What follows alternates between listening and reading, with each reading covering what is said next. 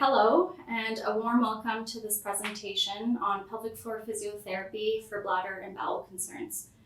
My name is Anna Udon-Kaide, and I'm a registered physiotherapist. I'm one of the physios working here at the Prostate Cancer Supportive Care Program. So before we get started, I wanted to take a moment to give thanks to our funders for the program. The quality of the services, the type of services that we are able to give are very unique, and without this funding, this program wouldn't be available. All right, so a little bit about the Prostate Cancer Supportive Care Program. So we don't provide treatment for prostate cancer, but we do provide supportive care around the diagnosis and the effects of post-treatment. The program is a set of modules that provide specific care. So currently there are 8 modules, and today we are having an education session for Module 5, Pelvic Floor Physiotherapy for Bladder and Bowel Concerns. And then you'll have up to 4 one-on-one sessions with either Kelvin, Sean, or myself. So all of these services are available throughout the province, in office or online. So these are our objectives today. It's important for you to understand why you have bladder and bowel control issues. I can give you all the pelvic floor exercises in the world, but if you don't know how to implement it or understand why it will help you, you will see very little progress. In order to make use of your pelvic floor muscles, we must first understand our anatomy, both bladder and bowel control mechanisms, what their normal functions are, and how those functions were affected post-cancer treatment. Once you have a better idea of how your body works, we will then discuss what a pelvic floor contraction is and how those muscles will help with bladder and bowel control. So some may know it as a Kegel, but I will be referring to them as a pelvic floor contraction. So we will do every possible thing to get you as dry as dry can be. But until that happens, and for some it might not, we are here to support you in figuring out how you can fully participate in life and be confident with your bladder and bowel control management strategies. Lastly, we will be discussing the pelvic floor muscles' role in managing incontinence with sexual activity. So let's talk about how our bladder typically works. So I'm referring to the bladder control mechanism prior to prostate cancer treatment. So this is our bladder, the prostate, your pelvic floor muscles, and your urethra. So our body consists of 2 types of muscle groups. We have voluntary ones and automatic muscles. So our bladder falls into the automatic muscle group, along with our cardiac muscle and our intestines. So we have a center in our brain that controls whether that bladder is tightening or relaxing. So when the bladder is in storage mode, the bladder remains relaxed. As more and more urine is stored, the bladder starts to stretch. We have these stretch receptors in the bladder wall, and when the bladder expands enough, those receptors are triggered, and that information gets sent to our brain. Our brain interprets the signals from the bladder as a sensation of bladder filling, or more simply, the urge to pee. And so this communication happens multiple times throughout the stages of bladder filling, and it helps to ensure that we urinate only when and where it is appropriate. For example, right now, I'm in the middle of a presentation and it wouldn't be appropriate for me to leave or go to the bathroom at this moment.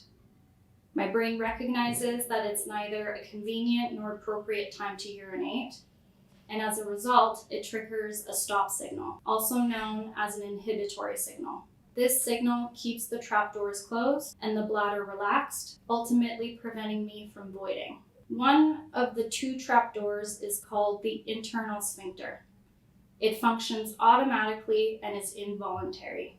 In fact, the entire mechanism I just described is involuntary.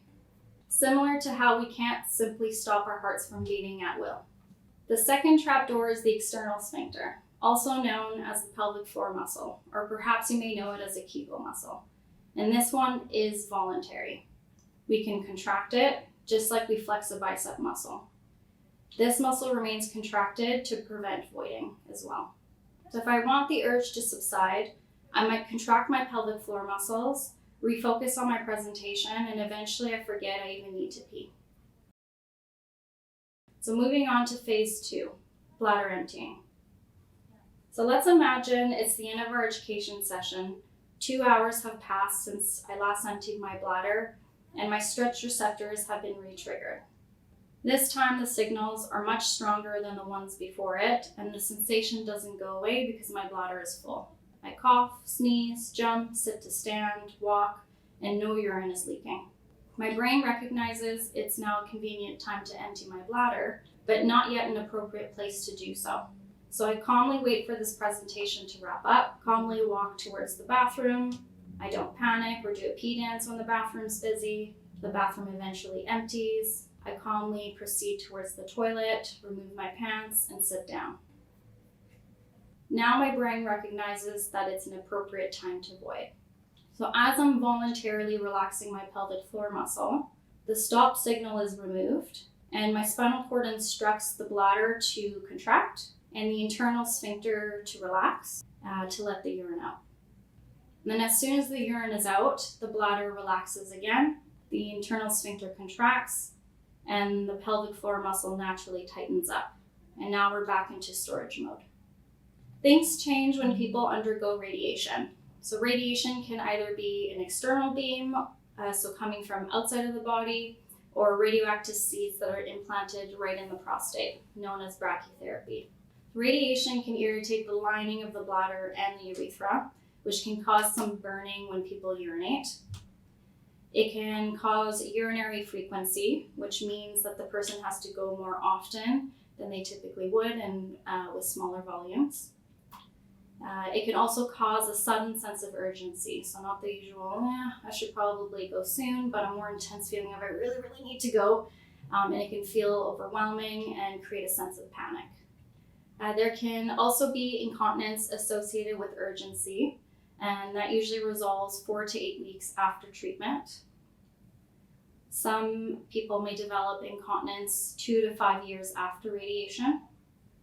And so I'm going to use this as an example, that radiation has a half-life.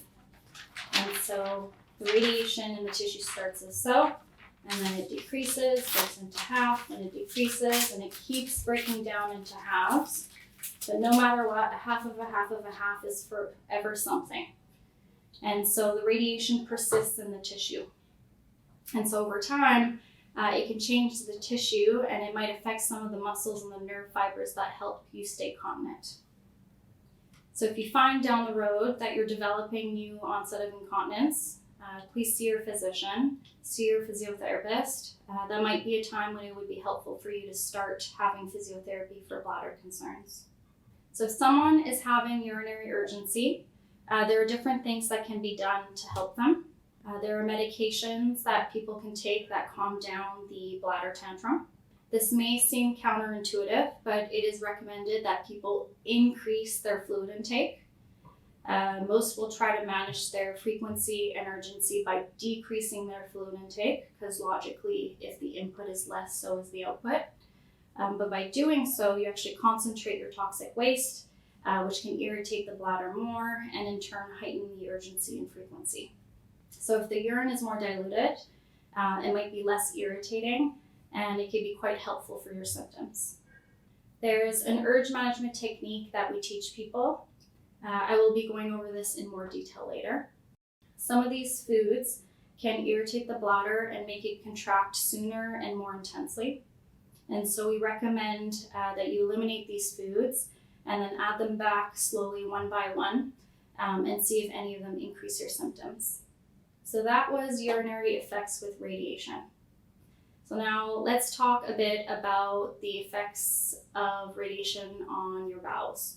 So our GI system starts from the food that you swallow. And so that goes into your stomach. And when it's in the stomach, a lot of fluid and acid gets entered in there and becomes a liquidy acidic mass.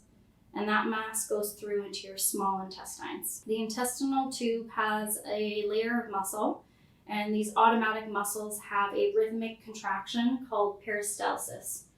And so as the mass goes through the intestines, the automatic muscles help move the contents through to the other end.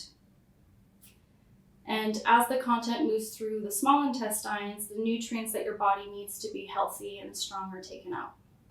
Once on the other end, it enters into the large intestines. And as the contents move through the large intestines, the liquid is reabsorbed into the body and the solid that remains is formed into stool. So when the stool lands right here, the internal sphincter samples the stool and sends a message to our brain confirming whether it is solid, liquid, or gas. And then our brain makes the decision to tighten your pelvic floor muscle to keep it in, or to relax your pelvic floor muscle to let it out, depending on where you are in that moment. This is the area that receives radiation. So here we're seeing the external beam radiation, and for brachytherapy, there would be seeds implanted in the prostate. People are often asked to fill up their bladder significantly before having external beam radiation. So when the bladder is full, it takes up more space, and this helps to push the intestines up and out of the way. So when the radiation is targeted to these tissues, the intestines are less affected because they were moved out of the way. So often when people undergo local brachytherapy or external beam radiation, the surrounding tissues near the prostate, such as the bladder above and the rectum behind, also receive some radiation because they cannot be moved out of the way. So your bowels get irritated in the same way that your bladder gets irritated. So this raises the question, what effects might radiation have on your bowels? Some people may end up with loose and watery stool, similar to diarrhea, but not exactly. Some may experience abdominal cramping and fecal urgency. If this is happening to you and you're taking laxatives, we recommend that you stop taking them. And we also recommend that you start on a low fiber diet and you avoid these bowel irritants that are listed here. We do recommend that you keep up your fluid intake. And I'm going to talk about the urge management technique in a minute, very similar for both bowel and bladder. And you can also connect with our dietitian with the PCSC program for additional support. BC Cancer offers a booklet that provides guidance on reducing fiber intake that helps manage frequent and loose bowel movements. It's available on their website, and I've included a link here for your convenience. Urge management techniques are crucial in helping you resist intense urges, whether for bladder or bowel. So in cognitive behavioral therapy, it is known as urge surfing. So you're taught to think of urges like ocean waves. Urges rise, they grow in intensity, and eventually subside just like waves in the ocean. So for urinary urgency, a number of triggers can prompt the need to urinate. So it might start with a full bladder, but the urge can also be triggered by running water, a sudden change in temperature, drinking fluids, simply thinking about urinating, seeing a toilet or a bathroom, inserting your key in the door, or arriving home. So when the urge intensifies, it can far exceed the usual sensation of bladder filling, peaking uncomfortably and even causing a sense of panic for some. That said, it typically subsides within a few seconds or minutes if you let it pass. So some people may give in to their urges before experiencing the natural decrease in intensity, and perhaps for good reason. You might have leakage issues and feel like you can't trust your bladder, or the sensation may be too uncomfortable and prompts you to take care of it before continuing your activity. Urges can become stronger if you give in to them. So the more you respond to these urges, the more frequent and intense they may become. And as a result, people can start to panic and rush to the toilet and feel like they have less control over their bladder and bowel urgency. So when this happens, you may even experience a loss of bladder and bowel control before reaching the toilet, which we refer to as urge incontinence or fecal incontinence. So what can we do about this? So you've been triggered and your urge is rising and you really need to pee. What do? The most important thing at the beginning is just to stop. Do not make a mad dash and immediately run to the toilet. Just stop where you are. We have to surf the urge. Experience the urge for what it is. Brief, non-lethal, and relatively predictable. What else can you do to help? You can calm yourself and your bladder bowel by distracting yourself from the sensation. You can attempt silent nose breathing, counting backwards, self-talk. Contracting your pelvic floor muscles can be very helpful. Not only does it help keep you calm by giving you a sense of control, but it also prevents the worst outcome, leakage. And so when you engage those muscles, you can stop urine and stool from coming out. The pelvic floor muscles also signal to the automatic urinary system that it's not an appropriate time to empty, which in turn helps to decrease the intensity of the urge. Relief. Now the urge has subsided. Your bladder is behaving and you're in control. So you can now reward that good behavior and proceed calmly to the toilet. Now you see the toilet and the urge returns. What do? Same thing. You're back to square one. You need to stop, calm yourself, your bowel, your bladder. You tighten your pelvic floor muscle, wait till it calms down, proceed.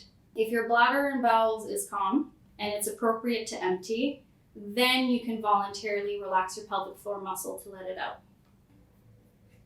Each time you successfully ride out an urge, the subsequent urges often become less frequent and less intense, potentially reducing the urgency altogether over time. So allow yourself the chance to experience the gradual decrease in intensity.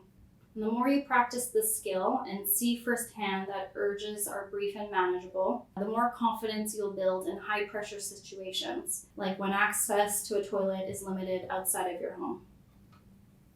Passing frequent loose stool can cause irritation to the skin, so we recommend getting a zinc barrier cream if you're having pain when passing bowel movement, either during or after. Calmoseptine is a barrier cream that people find really, really helpful. It's similar to Peniton. It's basically a diaper rash cream. And so if the cream is on the skin when you're passing stool and the stool glides over the cream rather than your irritated skin, that will help decrease discomfort as well as help the skin heal. And if you're using the zinc barrier cream, make sure you're washing the area at least once a day gently with warm soapy water. Pat dry and apply the cream again. And you don't want to aimlessly pat it on and hope for the best. You have to really get it in the crevices where that anal fissure cut lives. And you want that cream to protect that area and create a barrier between your skin and your stool. Okay, so let's talk about what happens when the prostate is removed. So I'm oversimplifying the discussion we had earlier about the urinary system, but when the bladder is relaxed and storing urine, the internal sphincter is tightening, and when the bladder is contracting, the internal sphincter relaxes. And it alternates like this, just like our heart beats on its own. So the prostate is located at the base of the bladder, embedded within its wall. And when we exert ourselves, lifting, pushing, pulling, we generate pressure in our abdominal cavity. And this pressure follows the path of least resistance and ends up squeezing the bladder, which is the softest structure in that cavity. So before surgery, your bladder control mechanism effectively controlled this pressure. Now, the surgeon's primary goal is to get you cancer-free, and they want to remove every single prostate cell. So when the prostate is removed, some of the automatic internal sphincter is also taken out. This is because part of the internal sphincter is located in the urethra, and this section of the urethra is removed along with the prostate. Now your automatic closure mechanism isn't functioning the same, and if the pressure is stronger than the closure mechanism, people may experience leakage with activities such as sitting to standing, bending, pushing, pulling, lifting, walking, and running. And we call this stress urinary incontinence. Stress referring to the physical stress, the squeezing of the bladder. Fortunately, there is another closure mechanism, your pelvic floor muscle. So this is why people are encouraged to perform Kegels or pelvic floor contractions. So this is your pelvis. You've got your pubic symphysis that lives right here. You've got our sacrum right here. And the hip shelf that you feel on either side is at this level. And so when you look inside, you've got this bowl or a hammock, and this is your pelvic floor muscle. And so you have an inner layer, a deeper inner layer, and an outer layer, and they work as a unit. So you actually can't isolate the front from the back from the front. You can't isolate the layers, and you can't separate the muscles individually. So there are tons of different cues. We're providing these examples so you can start experimenting with them. We might never know which ones work best for you unless you come in for a one-on-one appointment to find out. It does vary from person to person. So if your main target is the anal sphincter, you also want to ask yourself whether that contraction would bring in muscles that would help stop urine flow, because you want the entire muscle participating. The other cue that people find helpful is targeting the perineum, which is the area between the testicles and the anus. Others will directly use the cue to stop urine flow. I'd be careful with this one. I ask that you don't do Kegels while you're actually voiding, because this can create confusion for the bladder and it can increase your risk of bladder infections. And so when you're using this cue, it's as if you're stopping urine flow and not literally stopping urine flow. Some people think of lifting their testicles. Others are thinking tightening their penis towards the body, tightening their penis and anus together. In the end, it doesn't matter what cue you're using as long as the cue works for you. And so when you come in one-on-one, we try to figure out the best way for you to use this muscle in your body. So there are other ways, including tactile and visual feedback, that you can use to confirm proper pelvic floor technique. So when you're butt naked, say in the shower or sitting on the toilet, tighten your pelvic floor muscle and watch the base of the penis. You should be able to see your penis move in towards the body a little bit. This might not be visible for some. The internal sphincter is highly innervated, which means that you have a lot of sensation there. So take advantage of it. Place your hand on your butt cheeks near the sphincter and gently pull your cheeks apart to create a subtle stretch at the anus. You can also gently pull along the base of the scrotum or base of penis and focus on where you feel that stretch and then try to tighten that area. If that sensation is too subtle for you, you can also touch the anus directly. Again, perhaps easier access if you're already butt naked in the shower and have soap readily available.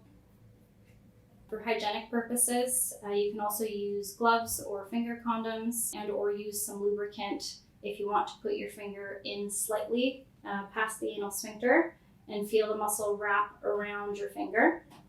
If you do decide to put your finger in your anus, you only have to go as far as the first digit. You can also put your finger on your perineum, and when you tighten, you might feel a rope pop up.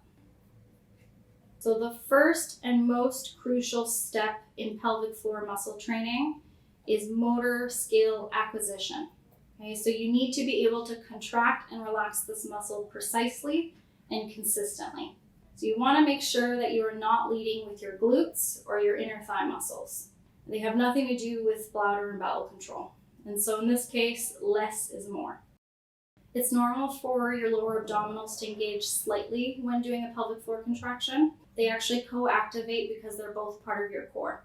Now, what I don't want is for you to lead from your abdominals and feel it there more. So there's clear evidence that you're not going to benefit from a urological or bowel standpoint if you lead with your abdominals.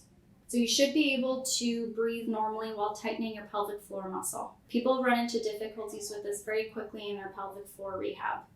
You need to be able to engage your pelvic floor muscles independently of your breathing, as relying on breath holds won't work in situations like coughing and sneezing when a pelvic floor contraction is needed. There are 3 essential skills needed for this muscle to function effectively for bladder and bowel control. First, we like to teach people how to contract and relax. And when you can do this precisely and consistently, then we want you to learn how to maintain the contraction for 10 seconds. So once you've mastered this skill, then you're encouraged to begin strength and endurance training to bulk up the muscle. So repeating a 10-second contraction, 10-second rest, 10 times, resting for 30 seconds, and then repeating that set 2 more times, all in standing. So you can be Olympic in your skill and your strength with your pelvic floor muscle. And you can do all the pelvic floor exercises in the world. But if you forget to use the muscle when you need it, you will continue to leak. Again, in other words, this muscle is a tool. We are carpenters and I'm your boss. And I taught you what a hammer does. I taught you how to use it and you got really good at using it with great strength and endurance. But if you forget to bring your hammer to work, you are useless. So this tool, your pelvic floor muscle, right here, that you've mastered using, needs to make up for the lack of the automatic closure mechanism that is no longer working or isn't working the same. So if you leak when you cough, sneeze, and stand up, you need to remember to use that muscle before, during, and shortly after that activity to prevent leakage, even if you leak only sometimes with that activity. We have various tools available at the clinic, including real-time transperineal ultrasound device and biofeedback, which functions similarly to a heart monitor. And these provide visual information to assist with your motor skill acquisition. So let's move on to the next part of the lecture. Your healthcare team, myself, this program, we're going to do every possible thing we can do to help you be as dry as dry can be. But in case that doesn't happen, or until it does, we would like to support you in figuring out how to be involved in every single activity you want to be involved in with full confidence in your bowel and bladder management strategy. There's a bunch of different things we can use. People often don't realize this, but if you have extended health benefits, you might want to check with them to see if they cover incontinence products. And if they do, you may want to inquire on what they may need. So documentation, receipts, physician referral or requisition. And then if you don't have extended health benefits, you might want to use it as a tax write-off. It depends on your income, how much you earn and spend, and your overall health costs for that year. And so please check with your accountant. Pads or briefs, you've probably beat me to it, but there might be tricks and advice you haven't implemented yet, so please tune in.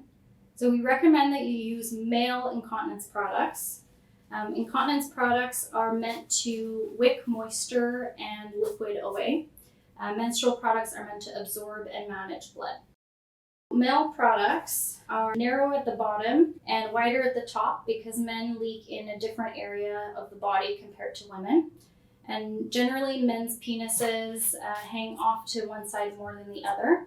So if the pad is the same width all the way up and you're hanging off to the side, you might find that you're leaking off to the side of the pad. So we recommend things like this. They're called guards or shields, depending on the company. Same thing with adult briefs. So the padding in the male briefs go right up to the top because people with penises tend to leak more in the front, and for women more at the bottom where women leak. So make sure that you're using or purchasing male incontinence products. Now things might get more tricky if you're using a brief and you're out in public and need to change it. So if you're not in a washroom for people with disabilities, you're in a stall, and now you have to take your shoes off in a narrow space, then your pants, and take off your saturated brief, find somewhere to put it. And there typically aren't garbage cans in individual stalls in male washrooms, so then you've got to find a place to put it down, get your clean brief, put it on, put your pants back on and your shoes, and there's just a lot to figure out in that moment. And it can be time consuming and difficult in a tight space. So if you're using your brief, which is form-fitting, you can take advantage of that by putting a pad and have it nestle between your anatomy and your brief to keep it in place. And so when you're in a public washroom, all you need to do is to switch out your pad and keep this on with your pants on as well. There is an adhesive strip on the back that goes on the underwear. Please do not take off this strip, especially when you're putting this onto your brief, because the adhesive material is going to compromise the integrity of your pull-up. And so this should fit relatively snugly, and if you're having trouble keeping it in place, some will remove a little bit of the adhesive at the top, and that should keep it from moving. I've added some links where you can get some free samples. You can also Google free samples and look up different makes. Sometimes it can be helpful to try different styles. Different brands fit differently as well. There are also external devices that are worn on the shaft of the penis. And so the penile clamp goes on the shaft and then it compresses the urethra. So if you have a closer look, on one side there's an extra ridge on it. And so if any of your devices have an extra ridge, it goes on the underside of the penis where the urethra is. In regards to the type, I've had good feedback for the pacey cuff, especially for people who are very active, find that this is most comfortable. You do need penile length with this, so if you sit down and there's quite significant shortening of the penile shaft, this might not be for you. All right, so if you're using penile clamps, you need to fit a certain criteria. You need to be cognitively aware, so you can't just put it on and forget about it. We do recommend that people use it judiciously, especially in the first year post-prostatectomy. You do have to be able to follow a clock and change it regularly, or release it so that there's proper blood flow to the penis. Never wear this when you're sleeping, during the day, or at night. You'll be wearing it for too long. You have to be able to feel it. You have to have good genital sensations. So if it's on too tight and you don't feel the discomfort, you could cause some tissue damage. If your skin is wearing down, it's red or it's irritated because of constant moisture from leakage, you cannot use the clamp. So please talk to your physician about products and techniques to treat the tissue.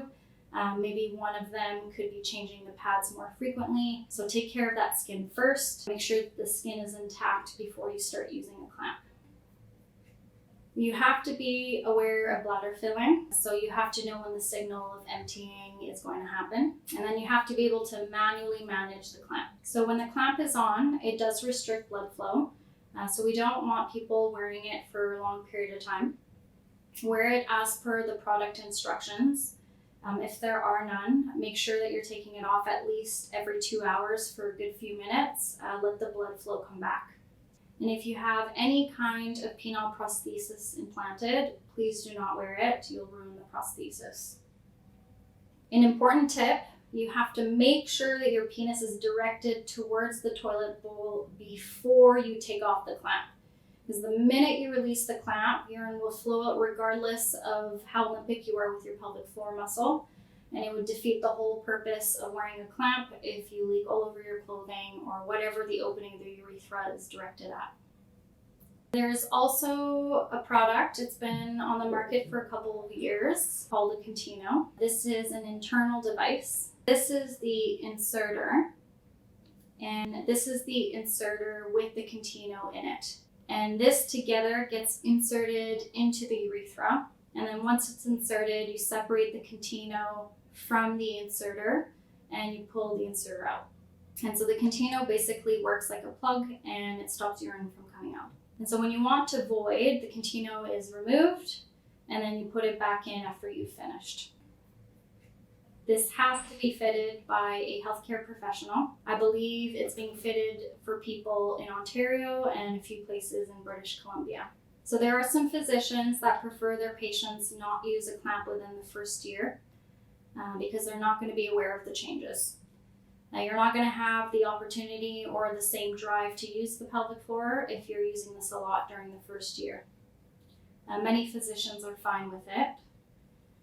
There's further research needed to identify possible side effects. And so we know that if the clamp is on, it does restrict blood flow and it can take up to 40 minutes for that blood flow to return. And so if you're involved in penile rehab, it might be another reason why you shouldn't be using this clamp often. So you want ongoing and consistent blood flow to the penis to improve erectile function down the road.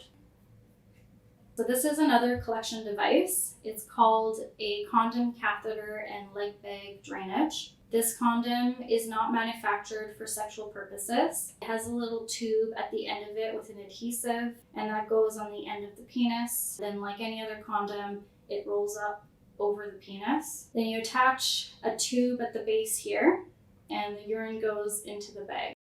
And this bag can be strapped onto the thigh or your lower leg. And then when the bag gets full, you undo the strap, bring the bag over to the toilet, open the valve, let it drain, close the valve, and then put it back on your leg. So many people in life are using this for a variety of different conditions. There are geographic practice patterns, so locally we don't see this being used very often unless the person has a very large amount of urinary incontinence during the day or at night. And so there are some people who prefer to use this than penile clamps, pads, briefs.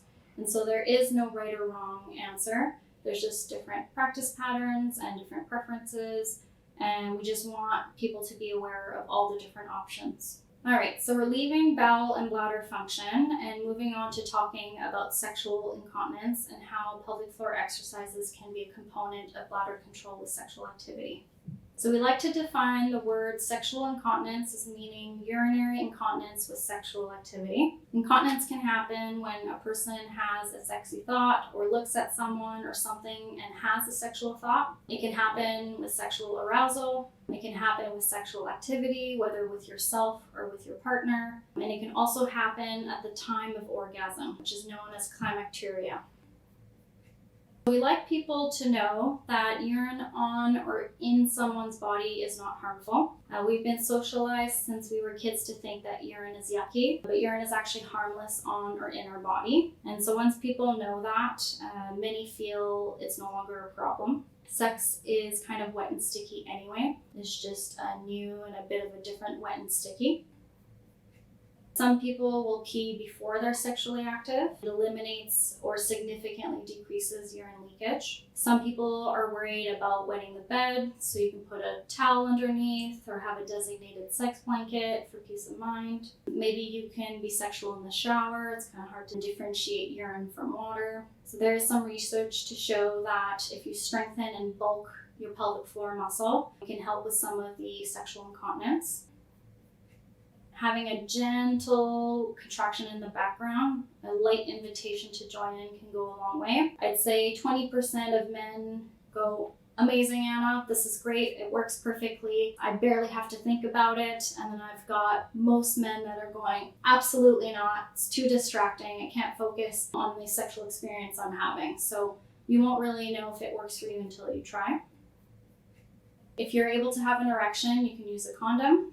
You can use a constrictor band at the base of the penis. This is what you see on the slide. And you can do a combination where you have the condom and the constrictor band over the condom to keep the urine inside. Some people are happy when they leak. It reminds them of their ejaculate.